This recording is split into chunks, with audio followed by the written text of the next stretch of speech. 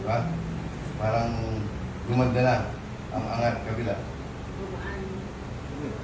Gumaan. Nawala yung ano. Kasi pag ginagawa mo, dahil masakit eh. Oo, sige. Tiga.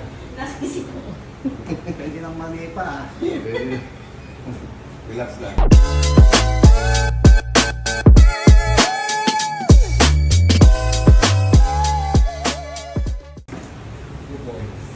Magandang hapon sa'yo, sir. Napasok mo yun. Sir, kagalit mo ba? Hindi naman. Buka lang muna, sir. yan. Pangalan, sir? Johnny. Johnny. Jan. Saan po kayo galing? Munoz. Munoz. FAC. Layo-layo, ah. Mga ilang oras biyahe. 2 hours. 2 hours. Traffic dito. Ilang taon na po kayo? 54. 24. Saan po?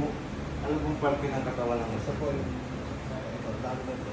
Kasi nagte-tennis ako. Parang nag-fish ako. Di po sa pagtitennis po niya. Tennis. Oo, yung Kasi naamali daw po siya ng ano pag eh. lateral ko gano'n, bumalik akong bigla. Paghabol niya po sa bola. No, huwag naghahabol ng buwan sir. Medyo ano na. Yun lang. Okay lang yung pag-tennis pero huwag mo masyadong pwersa na ito. Ayaw ko patalo. Ano din naman yun eh. Exercise din naman kasi yun eh. Eh kasi po gusto panalo lagi. Bakit? Ano ba? Championship ba yun na ba na? Hindi po naglalaro po siya siyempre po. Every morning, kakaroon ko din ako. Kaya na sila na magaling eh. Kaysa magkasakit. Yeah. Ano ba? Ano? So bakit ito? Wah. Yeah. Sa Tarlac City, may kilala ka ba? Si MJ Hilot, kamutan ay wakas.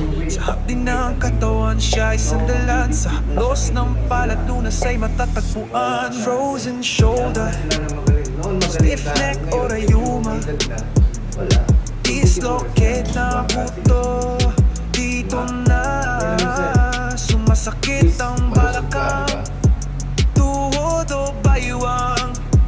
Pag si MJ ang Masakit pag nakaganyan.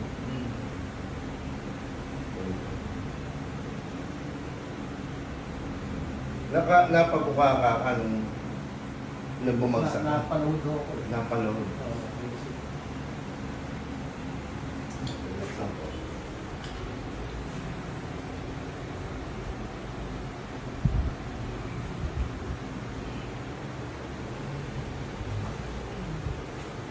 Kaya na natin lahat.